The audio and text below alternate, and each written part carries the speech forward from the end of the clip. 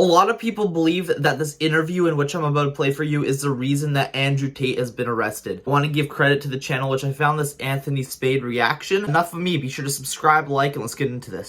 But That's kind of upsetting. it is. I like to, it's kind of upsetting. I like to think that people at home know if I ever ended up in a jail cell and the media started printing why, that they'd know it's a pure lie and that they made it up.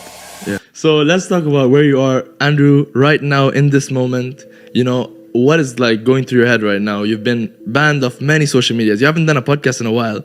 So what is your thoughts as to like what are your plans now, or like what do you feel about what's happened to you, and what's your moves? Or I mean, I don't expect you to reveal them, but what's your plans?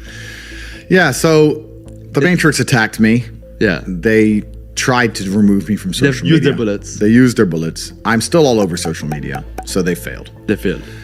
What's scary about it, the only thing I will say I don't like about being banned is that you get 3 lives when you attack powerful people. They first ban you and try and shut you up. Secondly, they'll put you in jail for something you didn't do. And thirdly, they'll kill you. So I've used my first life, which is kind of upsetting when you know that next is going to be some false charges. The 2 worst ones. Yeah, if you survive the false charges, you just die. Jesus. So that's kind of upsetting. But that's kind of upsetting. It is. I like to, it's kind of upsetting. I like to think that people at home know if I ever ended up in a jail cell and the media started printing why, that they'd know it's a pure lie and that they made it up. Yeah. But that's kind of scary. Outside of that, the ban in and of itself has not. I don't care, bro. It's made no difference to my life.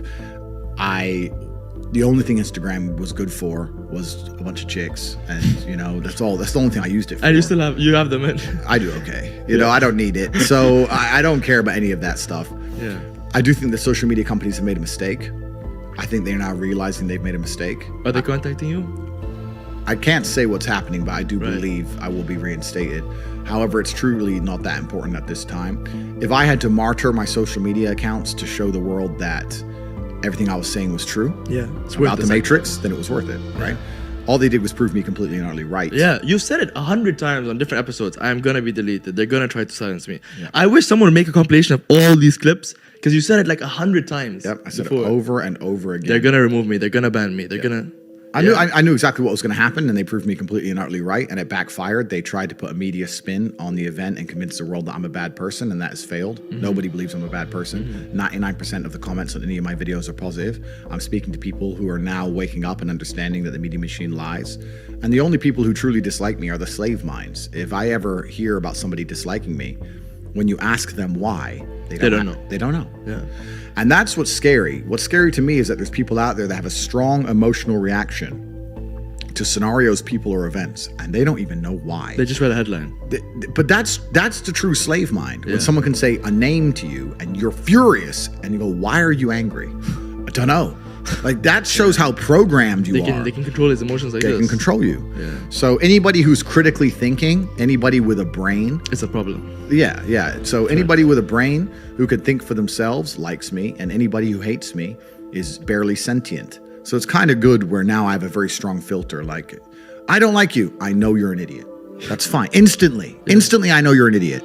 Oh, bro, I love your work. A person who thinks. So it's kind of convenient. It's kind of convenient to instantly filter, you know, my life. But I must have been approached by 100,000 people as I walked the street, and I've never had anybody say anything negative to me on the street, ever. Male, female, old, young, never. Everybody, including women, love me. They all say you're saying the truth. You're doing such important work. I've never had anything. I've seen a video, A video came out. This woman, she was like, whatever you want to say about Andrew, you can say it. But who are the mentors that the youth have today? Or is it the rappers that are all on drugs and all like overdosing, which is very tragic? But which mentors do the youth have today that they can look forward to that says, you know what, it's not cool to do drugs. It's not cool to just party. It's cool to work and to sacrifice and to put your goals as number one and actually like, you know what I mean? Like grind towards something, have goals and chase them. But that's done on purpose. Yeah. The mentors, the idols, the icons that they purport to the youth via the Matrix are degenerate. because they want a degenerate class of semi-miserable, sad people. Yeah. You're never going to be truly happy in your mind if you go against the teachings of God. I don't care how much money you make. If you're a bad person, you're not going to feel happy. I don't care how much money you make. If you snake people or lie to people or do bad to people, you're never going to feel happy true deep in your heart. True in your heart, we're intrinsically designed to do right and do good. And that's something that God gave us. And when you have that, you understand that that's more important than anything else. So these people who are up here promoting degeneracy, saying, take Percocets and bang girls and drink vodka and you're going to be, going to be great. I drink. I'm not saying I don't drink, but that's not my message, right? Yeah.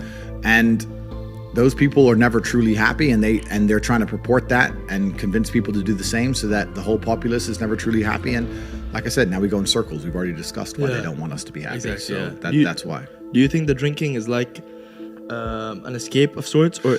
I love alcohol, right? I drink, right? So I'm a drinker, but it's not my message. I don't sit here on a podcast and say, everyone drink.